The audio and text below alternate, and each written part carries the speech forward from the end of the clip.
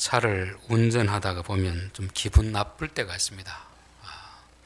갑자기 중간에 차가 끼어들어서 내가 신호를 받아야 되는데 그만 그 차 양보해 주다 보니까 신호를 놓치고 그로 인하여서 약속 시간에 늦게 되는 경우, 참 그 끼어든 차가 얄밉잖아요. 그렇죠? 어떨 때는 약속해놓고 이제 막 나가려고 하는데 전화가 와가지고 빨리 통화만 간단히 하고 끊으면 되는데 한 20분, 30분씩 통화를 계속 하는 분을 보면 참 짜증이 날 때가 있습니다. 왜 지금 내가 계획한 대로 뭔가 일을 진행해야 되는데 중간에 왜 이런 일이 끼어들어서 내가 원래 하려고 했던 계획에 지장을 받는가, 그럴 때가 있습니다. 자, 그런 일들은 우리의 삶에서만 일어나는 것이 아니고 성경에서도 몇 군데씩 이렇게 드러나게 됩니다. 우리 창세기 37장을 보십시다. 37장은 이제 요셉이 형들에게 미움을 사서 애굽으로 팔려가는 그런 내용을 기록하고 있습니다. 37장 36절 말씀 보겠습니다. 그 미디안 사람들은 그를 애굽에서 바로의 신하 친위대장 보디발에게 팔았더라. 자, 그리고 39장을 보십시다. 39장 1절, 요셉이 이끌려 애굽에 내려가며 바로의 신하 친위대장 애굽 사람 보디발이 그를 그리로 데려간 이스마엘 사람의 손에서 요셉을 사니라 되었습니다. 사실 여기서도 보면은 이 내용이 전개되면 37장 36절에서 바로 39장 1절로 이렇게 뛰어 넘어가야 이게 내용 전개가 아주 매끄럽게 됩니다. 근데 엉뚱하게 38절의 중간에 딱 끼어들어 가지고 긴 시간을 초래할 수 있도록 이렇게 딱 배치해 놨습니다. 왜 이런 것을 배치해 놨겠습니까?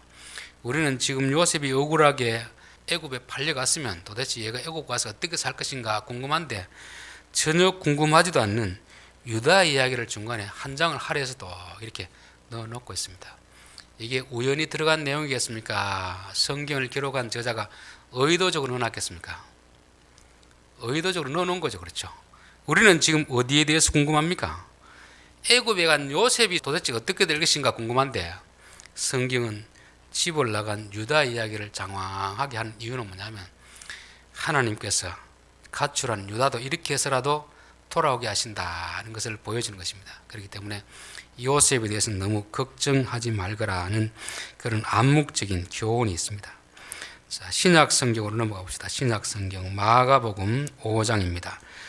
마가복음 5장 21절부터 보겠습니다. 예수께서 배를 타시고 다시 맞은편으로 건너가시니 큰 무리가 그에게로 모이거늘 이에 바닷가에 계시더니 회당장 중에 하나인 야이로라는 이가 와서 예수를 보고 발 앞에 엎드려 간곡히 구하여 이르되 내 어린 딸이 죽게 되었사오니 오셔서 그 위에 손을 얹으사 그로 구원을 받아 살게 하옵소서 하거늘 이에 그와 함께 가실새 큰 무리가 따라가며 에워싸 밀더라.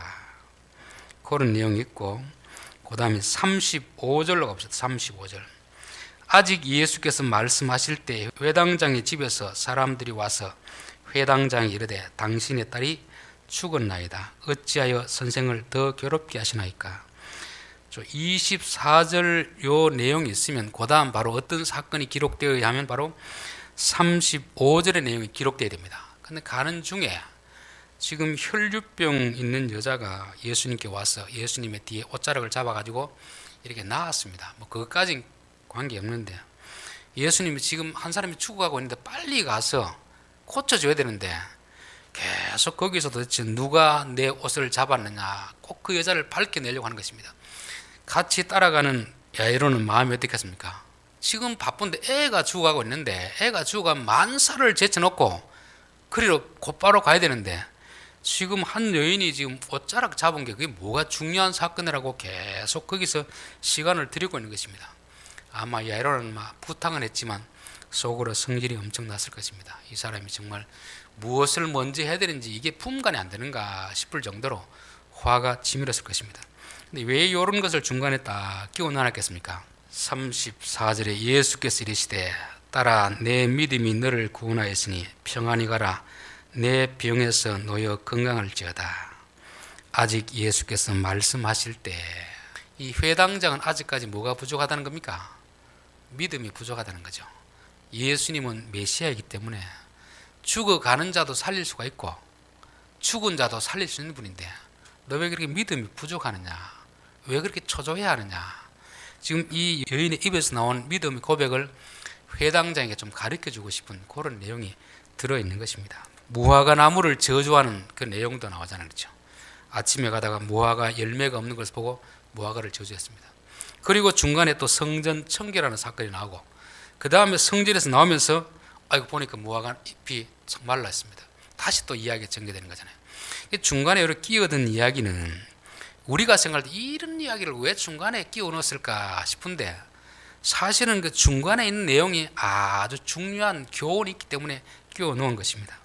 자, 왜 이런 서론을 장황하게 하느냐면 다시 오늘 본문으로 돌아가 보겠습니다.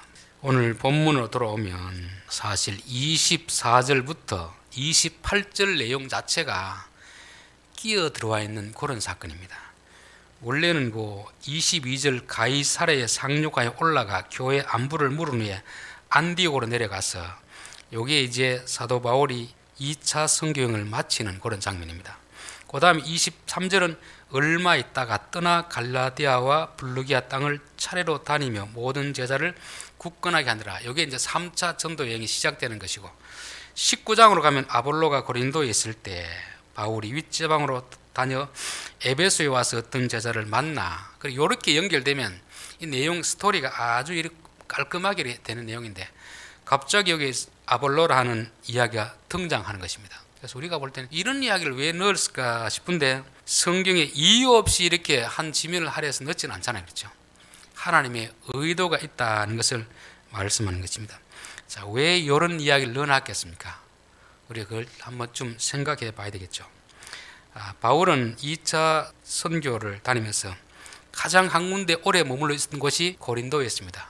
1년 6개월을 머물렀습니다. 1년 6개월을 머물면서 교회를 개척하고 1년 반을 목회를 한 거죠. 목회.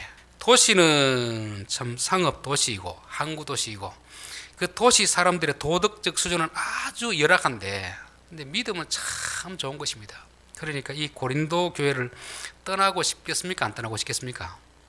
떠나기 싫겠죠. 그렇죠. 계속 머물고 싶은데 근데 지난주에 살펴봤듯이 갈리오가 총독으로 왔을 때 이 유대인들이 또 모함을 하고 이런 일이 나는데 갈리오가 이런 일을 좀 해결해 줘야 되는데 뭐 관심이 없으니까 도저히 안 되겠다 싶어서 다시 이제 고린도 교회를 떠나는 것입니다. 떠날 때 바울의 마음은 어떻겠습니까? 야, 이거 내가 떠나면 이 교회 어떻게 되겠나 걱정이 있습니다. 그렇죠. 그리고 또 에베소로 와서 에베소에 잠깐 들르면서 그곳에도 또 사람들이 참 너무 말씀을 잘 들으니까 조금 더 있고 싶은데 그들도 또 아이고 좀 머물십시오 했는데 하나님의 감동을 주셨든지 어떻게든지 에베소를 떠납니다. 떠나면서 다음에 주의 뜻이 있으면 한번 들리겠습니다. 그래서 이제 3차 전도 여행을 에베소로 오는 것이죠. 그 사이에 지금 요런 내용이 기록되고 있습니다. 왜 이런 내용을 기록해 놓는가 우리가 한번 살펴보면 바울은 자기가 개척한 교회 고린도를 떠나면서도 걱정이 되었고 또 에베소 잠시지만 에베소에서 복음을 전하고 그거 성도들이 너무 순수하게 복음을 받아들이기 때문에 조금 더 있고 싶은데 하나님이 떠나라는 어떤 감동이 있어서 떠났으면서도 마음에 걱정은 되었습니다. 그럴 때 하나님이 이 아볼로의 이야기를 통해서 걱정하지 말아라. 너가 떠나도 고린도 교회는 내가 책임진다는 것을 가르쳐 주는 것입니다. 그래서 고린도에 가면은 그 교회 이름은 잘 모르겠는데 그 교회 가면 비문에 있습니다. 비문에 1대부터 쭉 이렇게 목회자 이름이 써 있습니다. 고린도 교회 1대 목회자가 바울입니다. 바울. 2대 목회자 누구겠습니까? 아볼로입니다. 아볼로. 바울이 개척하고 1년 반 동안 교회를 부흥시켜 놓고 걱정스럽게 떠났지만 하나님은 그 교회 아볼로를 준비하여서 목회자로 보내는 내용을 여기 다 기록해 놓고 있는 것입니다. 저는 이걸 보면 참 교회의 주인은 하나님이다. 사람이 뭘 이런저런 내가 개척하고 내가 교회를 부흥시켜서 내가 없으면 교회가 안 되겠다. 이런 생각 자체는 아주 위험한 것입니다. 교회를 개척한 것은 바울이 하고 1년을 목회했지만 그 뒤에 이후에 아볼로를 보내는 것은 바울이 보내는 게 아닙니다. 누가 보냅니까? 하나님이 그 교회에 필요한 상황에 따라서 아볼로라는 사람을 보낸다는 것을 말씀하고 있습니다. 보통 큰 교회들 보면 이제 세대 교체가 막 되는데요. 지금 이 큰 교회 은퇴하신 목사님들이 보면 그 어려운 당시, 우리 예전 한 30년 전 40년 어려울 때 교회를 개척하고 참 많은 수고를 해서 교회를 부흥시켰습니다. 그러다 보니까 본인 스스로도 이거 내가 이거 교회를 떠나면 교회가 어떻게 되겠나 염려까지는 할 수 있습니다. 근데 교인들도 우리 목사님 떠나면 안 됩니다. 분명히 교단 법으로서는 이게 70세 정해진 법이 있는데 교단 법을 바꿔서라도 자꾸 이렇게 붙들어 두려는 그런 게 있습니다. 그것이 잘못된 건 아닌데 내가 없으면 교회가 안 된다 이런 생각하는 것은 교회를 잘못 이해하고 있는 것입니다. 내가 교회에서 열심히 수고했지만 그러나 교회가 부흥되고 안 되는 것은 하나님이 하시는 것이지 사람이 하는 것이 아니다는 것을 보여주기 위해서 지금 이 사건을 기록해 놓고 있습니다. 고린도전서 3장 4절에 보면 어떤 일은 말하되 나는 바울에게라 하고 다른 일은 나는 아볼로에게라 하니 너희가 육의 사람이 아니리요. 그런즉 아볼로는 무엇이며 바울은 무엇이냐? 그들은 주께서 각각 주신 대로 너희로 하여금 믿게 한 사역자들이니라. 나는 심었고 아볼로는 물을 주었으되 오직 하나님께서 자라게 하셨나니. 바울은 심고 아볼로는 물을 주었다는 것이죠. 그런데 그들은 그 시기에 하나님이 보낸 사역자들이지 그들이 성도들의 믿음을 자라게 한 것은 아니라고 하고 있습니다. 누가 자라게 한 겁니까? 하나님이 자라게 하신 것이 하나님. 그렇죠. 그래서 우리는 항상 우리가 교회에서 어떤 중요한 직분을 맡아서 열심히 충성하지만 내가 없으면 안 된다 그런 생각만큼 참 위험한 생각 없습니다. 교회는 하나님이 이끌어 가시는 것입니다. 바울이 없어도 전혀 교회는 기대도 안 했던 아볼로라는 사람을 하나님이 준비시켜 가지고 그 고린도 교회를 목회하게 하시는 그런 것입니다. 저는 교회도 그렇고 가정도 그렇다고 생각합니다. 여러분 사실 우리가 자녀를 키우는 것 같지만 자녀들을 키우는 건 누가 키우겠습니까? 하나님이 키우는 거 아니겠습니까? 우리가 물론 용돈을 주고 밥을 주곤 하지만 진짜 그들에게 인격적으로 자라고 믿음이 자라게 하시는 것은 하나님이 하신다. 저는 그걸 믿습니다. 자녀들을 볼 때 참 마음에 들지 않잖아요. 어떻게 좀 믿음이 좋았으면 좋겠는데 저렇게밖에 안 되는가 걱정하시는 분들이 있을 것입니다. 저는 여러분 그런 걱정하지 마시고 우리는 그냥 부지런히 심고 물만 주면 누가 자라게 합니까?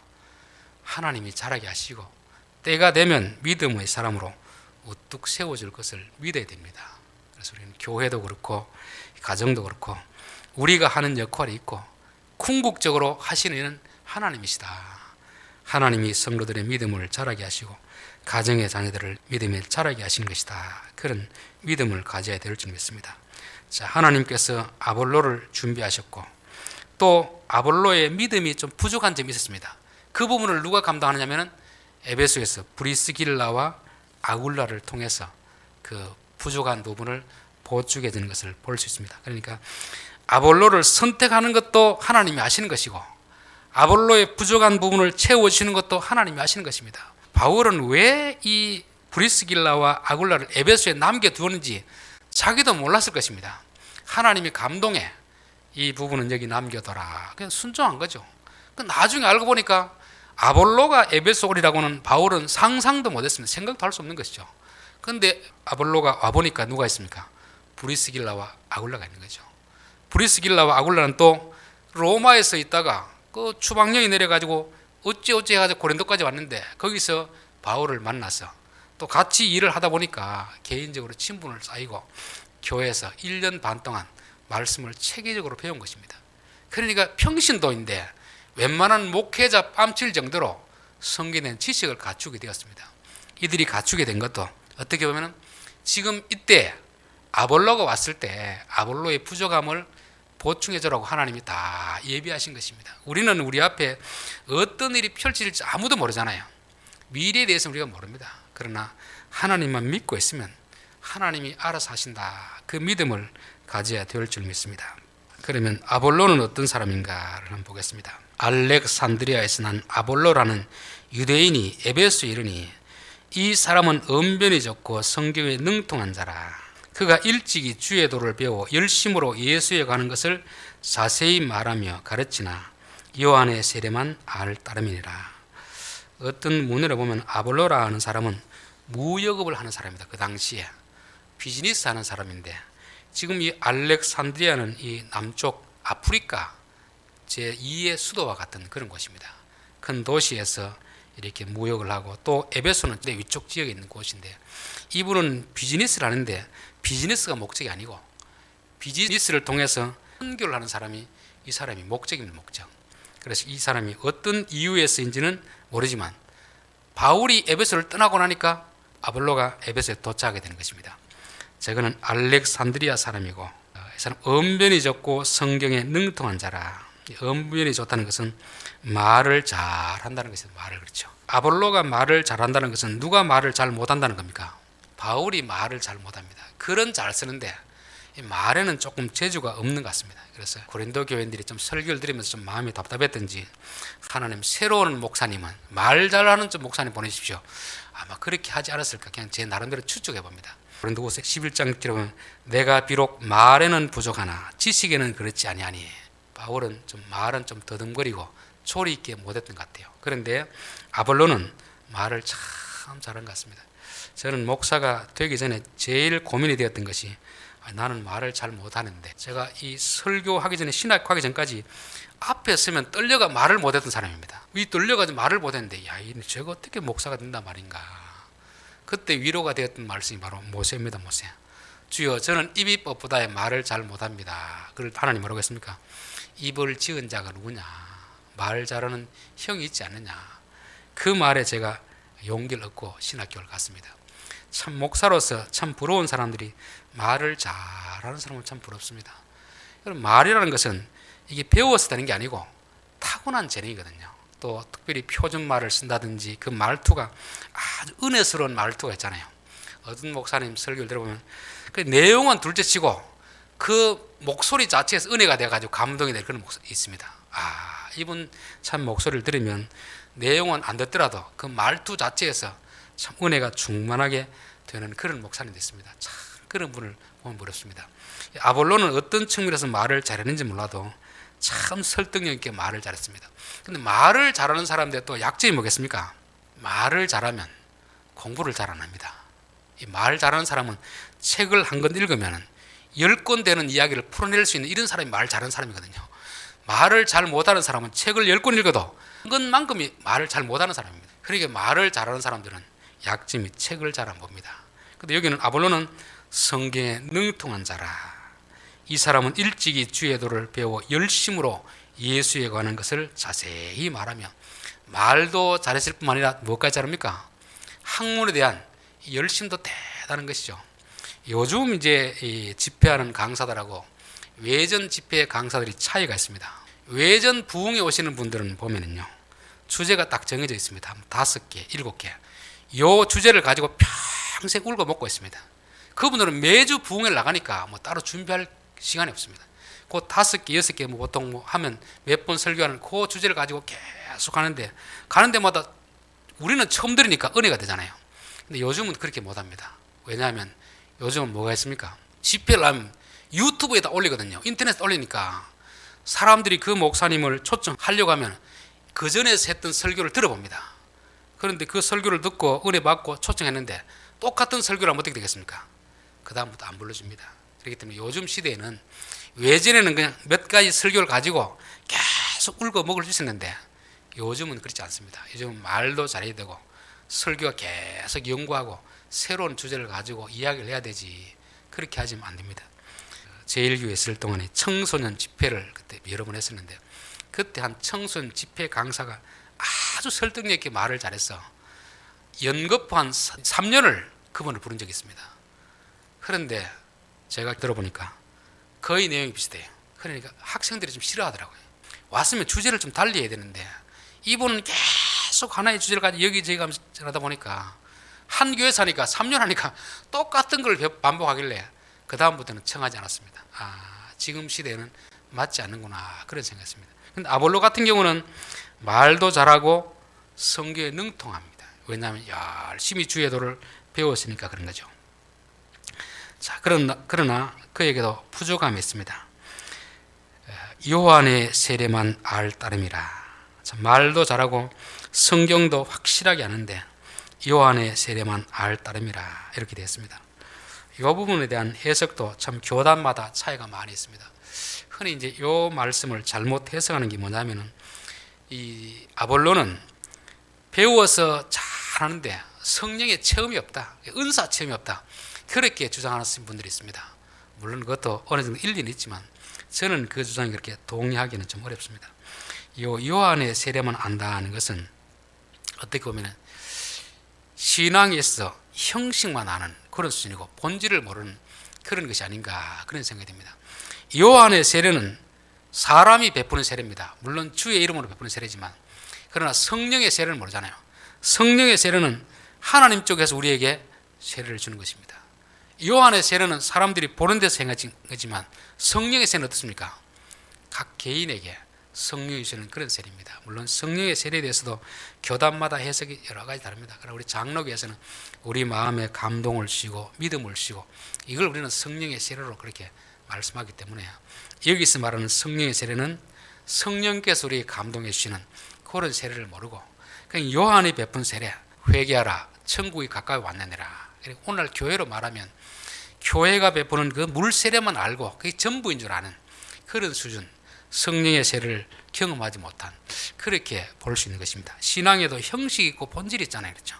그럼 형식을 통해서 본질까지 나아가야 되는데 본질까지는 나아가지 못하는 그런 상태. 이 잘못된 건 아닙니다. 잘못된 건 아닌데 부족한 상태인 거죠. 요한이 이 아볼로라는 사람이 성경에 참 많은 지식은 있지만 본질에까지 이르지 못하는 그런 상태가 아닌가 그런 생각이 들고, 또 구원의 어떤 구속사적인 보면 창조가 있고 타락이 있고 구원이 있을 때 하나님이 구원하신 내용은 창세기부터 이렇게 다 약속이 되어 있습니다. 그 약속을 따라서 신약에 예수님이 왔잖아요, 그렇죠? 그럼 예수님이 오기 전에 세례 요한이 예수님의 사역을 준비했습니다. 그때 세례 요한의 사역이 있는 것이죠. 그리고는 예수님이 이제 사역을 하시고 십자가에 달려 돌아가시고 또 40일 동안 제자들이 나타났다가 이제 승천하는 거죠. 승천하고 나서 누가 내려옵니까? 성령님 내려오시잖아요, 그렇죠? 성령님 내려오셔서 오순절 마가다락방에서 성령의 세례를 베푸는 그런 사건이 있습니다. 여기에 이제 구원의 역사로 보면 여기까지를 와야 어느 정도 이해하는 것인데 요 뒷부분은 뭐 어떻게든 잘 배우지 못하겠고 앞에 부분 세례 요한의 세례까지만 딱 알고 있는 그런 수준입니다. 보통 신학생들이 이렇게 설교하면 참 위험하다 그렇게 느낄 때가 있습니다. 왜 그러냐면 성경을 전체적으로 모르고 어느 한 부분만 알고 막 설교하다 보면 이 부분이 뒷부분과 충돌될 때가 있습니다. 전반적으로 이해를 하고 나서 이 부분은 이렇고 뒷부분은 이렇다는 걸 설명할 수는 괜찮은데 그 전체적인 내용을 모르고 한 부분만 알고 설교하다 보면 이런 오리에 빠지는 것입니다. 아볼로라는 사람이 이 구원의 역사에서 하나님의 역사를 쭉 예수님을 거쳐서 오순절 성령이 임할 때까지 이 역사 중에서 이 뒷부분은 모르고 앞부분만 알고 열심히 설교하니까 이게 마치 부족한 그런 설교가 되는 것이죠. 자, 그런데 25절 그가 일찍이 주의 도를 배워 열심으로 예수에 가는 것을 자세히 말하며 가르치나 요한의 세례만 알 뿐이더라. 그가 회당에서 담대히 말하기 시작하거늘 브리스길라와 아굴라가 듣고 데려다가 하나님의 도를 더 정확하게 풀어 이르더라. 열심히 자기 나름대로는 잘한다고 생각하고 이 복음을 전하는데 브리스길라와 아굴라가 들어보니까 저거는 조금 아닌데 저거는 부족한데 그런 생각이 듭니다. 이럴 때 참 이 브리스길라와 아굴라가 이 아볼로에게 가서 선교사님 잘못됐습니다 이렇게 말하는 게 쉬울까요, 어려울까요? 이거 대단히 어렵습니다. 저도 설교를 하지만 또 설교를 많이 듣는 편이거든요. 저도 이제 시간 날 때 보면 인터넷을 통해서 주위에 있는 목사님 설교도 듣고 후배들의 설교를 듣고 그럼 제 나름대로 생각합니다. 이 부분은 이런 면에 참 잘하는구나. 이 부분은 좀 부족하구나. 그런 느낄 때가 있습니다. 그렇다고 제가 그분들에 가서 이야기할까요, 못할까요? 그 이야기하기가 참 쉽지 않습니다. 그 목사에게서 설교는 자존심과 같은 것이기 때문에 잘못한 걸 지적하면 큰 상처를 받을 수가 있는 부분이 바로 설교에 대한 부분이거든요. 그래서 이거는 참 부족하다는 걸 느껴도 이렇게 용기를 내어서 말하기가 참 어렵다는 것입니다. 저는 후배들의 설교를 들으면 그럴 때가 있습니다. 이분의 설교는 너무 이렇게 율법적으로 하는구나. 그런 생각이 들 때가 있습니다. 좀 고쳐주고 싶은데 내가 이야기를 했을 때 후배가 이게 받아들일 만한가, 다른 이야기를 해보고 못 받아들일 것 같으면 이야기를 꺼내지는 않습니다. 왜냐하면 꺼내가지고 못 받아들이면은 이야기한 나도 괜히 어색하고 들은 사람도 기분이 나쁠 거 아닙니까? 그렇죠? 아마 여기서 브리스길라와 아굴라는 이 아볼로의 설교를 들으면서 참 장황하게 설명을 하는데 뭔가 핵심 부분이 빠진 그것을 보고서 너무 마음이 답답했을 것입니다. 하나님, 일을 어떻게 하면 되겠습니까? 자칫 잘못하면 교만하다는 생각이 들 수도 있고, 또 아볼로가 나름대로는 그 지역 출신이 알렉산드리아가 어떤 곳이냐면 학문의 도시입니다. 그 흩어져 있던 유대인들을 위해 가지고 히브리 성경을 헬라어 성경을 번역한 그 곳이 바로 알렉산드리아입니다. 우리로 말하면 한 서울, 부산 정도 있는 그런 곳이고, 또 이 사람은 나름대로 성경을 열심히 공부한 사람이고 자기 스스로는 똑똑하다고 생각하는데 이 브리스길라 아굴라라는 사람이 이거 잘못되었습니다 이렇게 하면 기분이 아주 안 좋을 거 아닙니까? 그래서 아마 이 브리스길라와 아굴라는 이 문제를 놓고 참 많이 기도한 것 같습니다. 그리고 나서 여기서 듣고 데려다가 이 말은 정중하게 자기 집에 초대한 것입니다. 식사를 대접하면서 이런저런 이야기를 하고 나서 성경에 이런저런 질문도 물어봤겠죠. 그러면 그 대답하면 참 설교 참 은혜스럽습니다. 그리고 어떤 질문에서 잘 모르면 이 부분은 제가 조금 설명해 드려도 되겠습니까? 조심스럽게 이렇게 접근해 가지고 고쳐주는 것입니다. 그래서 이게 참 어려운 일이고 일반 기존 교회에서는 참 하기 힘든 일인데, 그래도 브리스길라와 아굴라는 하나님의 감동을 따라서 결국 아굴라의 부족한 부분을 채워주기 위해서 자기가 사도 바울로부터 1년 6개월 동안 성경을 배웠고 또 에베소에 남아있게 되었으니까 이게 하나님이 내게 주시는 사명이다 생각하니까 그렇게 하는 것입니다. 저는 어떤 사람의 잘못에 대해서도 그럴 때가 있습니다. 웬만하면 말 안 하려고 합니다. 왜? 말해서 받아들이면 서로가 좋지만 안 받아들이면 상대방도 기분 나쁘고 나도 실없는 사람이 되잖아요. 근데 어떤 경우는 그런 감동을 줄 때가 있습니다. 그래도 너가 그 말을 해라 하고 줄 때가 있습니다. 그때는 참 기도 많이 하고 갑니다. 하나님이 하기를 원하시면 하기는 할 텐데 그 다음은 하나님이 책임져 주십시오. 아마 브리스길라와 아굴라도 그런 마음에 간절한 기도를 하고 했지 않겠나 그런 생각이 듭니다. 참 여기서는 브리스길라와 아굴라 부부도 용기도 대단하고 참 겸손한 태도로 말한 것도 중요하지만 또 누구도 대단합니까?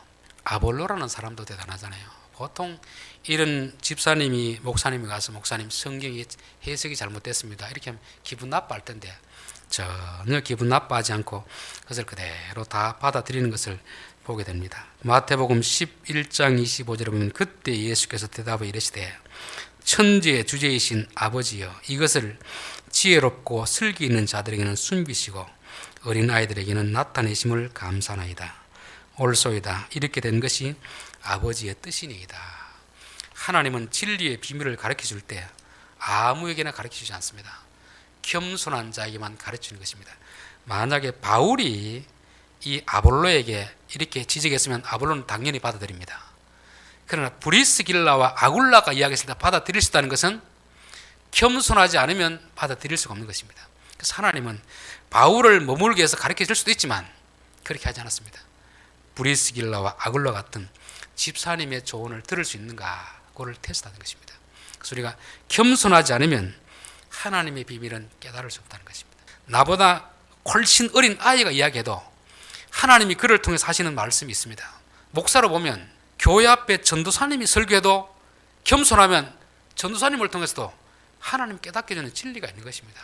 그래서 우리 성도들은 항상 내가 다 안다는 교만이 아니라 주여 말씀하시면 내가 어린아이의 마음을 가지고 말씀을 듣겠습니다. 그러면 나보다 지위가 낮고 경력이 낮고 세상적 학문은 더 짧은 사람을 통해서도 배우게 할 수가 있는 것입니다. 교회에서 사실 신학적으로 보면 누가 더 잘합니까? 목회자가 더 잘 알잖아요. 근데 신앙적으로 보면은 장로님, 권사님들이 훨씬 더 깊이 있는 신앙을 가질 수 있거든요. 그래서 목회자는 사실 교인들을 통해서도 하나님의 은혜를 깨달을 수가 있습니다. 겸손하면 깨닫는데 교만하면 못 깨닫는 것입니다.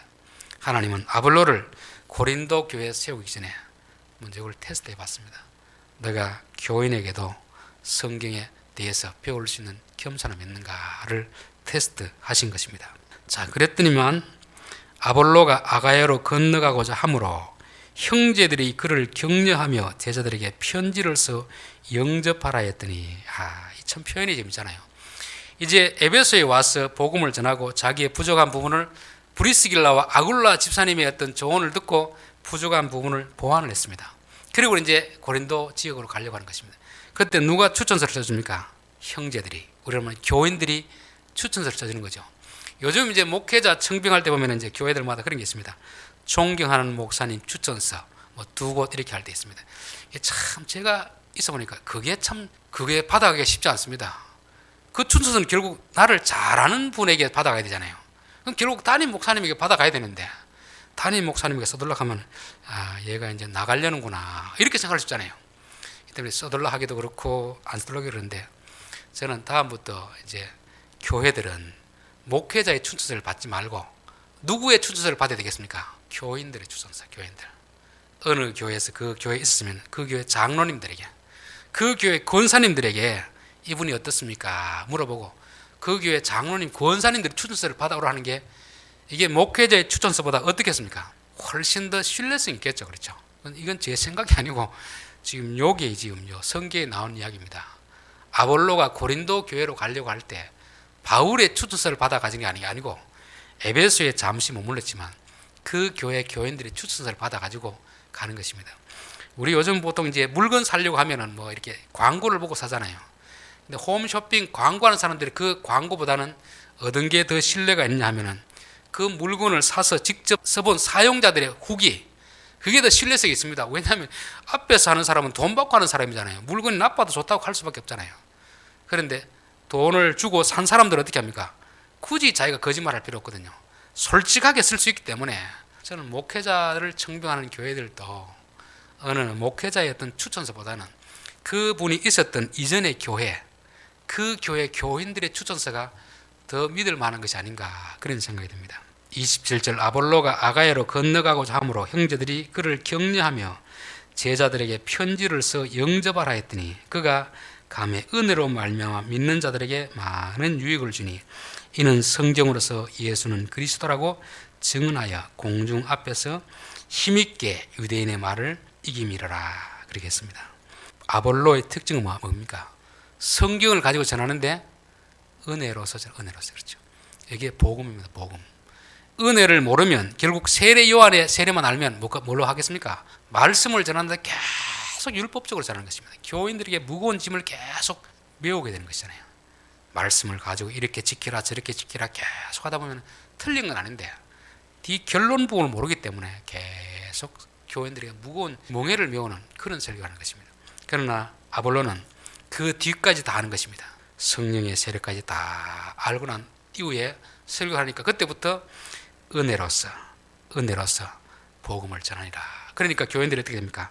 많은 유익을 얻게 되는 그런 것이잖아요. 그래서 하나님은 아볼로를 통해서 제2대 고린도교회 목회자로 세우시고 바울이 없는 그런 교회 그 사역의 공간을 메꾸게 하셨습니다. 그리고 교인들은 아볼로를 통해서 많은 은혜 받게 된다는 내용이 바로 오늘 본문의 내용이었습니다. 자, 결론입니다. 우리가 성경에 나오는 문자 내용을 통해서 은혜 받을 수 있지만 성경 구조, 배치 구조를 통해서 은혜 받을 수 있어야 된다고 했습니다. 그렇죠? 진행되는 사건 속에 다른 엉뚱한 사건이 들어오면 이 왜 들어오는가 한번 좀 생각해 봐야 됩니다. 왜 하나님께서 이 사건을 중간에 넣어놨는지, 왜 에베소에서 빠져나왔다가 다시 에베소로 가는 그 중간에 이 아볼로의 이야기를 기록해 놨을까? 그것은 바로 교회의 주인은 하나님입니다. 교회는 하나님이 역사해 나가는 것이고 사람은 단지 그 시대마다 필요한 사람 하나님이 배치시키는 것입니다. 그러니까 바울이 고백했잖아요. 아볼로는 무엇이고 바울은 무엇이냐? 하나님이 그 교회를 쓰시는 사역자일 뿐이다. 나는 심었고 아볼로는 물을 주었고 자라게 하시는 분은 하나님이다. 이거를 가르쳐 주기 위해서 바울을 떠나보내고 아볼로를 이 자리에서 지금 등장시키는 그런 것입니다. 그리고 또 아볼로의 부족한 부분도 하나님이 교육을 시키십니다. 누구를 통해서? 일반 집사님을 통해서. 왜? 겸손한가 아닌가 그걸 테스트하는 것입니다. 그래서 우리가 겸손하면 하나님이 진리를 깨달을 수 있지만 교만하면 진리를 못 깨닫습니다. 왜? 하나님은 교만한 자에게는 닫아버리기 때문에 그렇거든요. 아볼로는 출신 지역이 참 대단한 사람이고 말을 잘했고 성경에 대한 열심도 했었지만 하나 부족한 것이 세례 요한의 세례문을 알더라. 그러나 그에게 부족한 점이 있었지만 겸손한 부분이 있었기 때문에 브리스길라와 아굴라 부부를 통해서 부족한 부분을 채울 수 있습니다. 다 완벽한 사람은 없습니다. 부족하더라도 겸손하면 우리가 부족함을 채울 수가 있습니다. 하나님은 브리스길라와 아굴라를 만나게 하셔서 이 아볼로에 대한 부족함을 채우고 계셨고, 이 부족함을 채운 아볼로는 고린도 교회로 가서 참 은혜롭게 목회를 잘 감당한 내용을 우리가 살펴보았습니다. 기도드리겠습니다.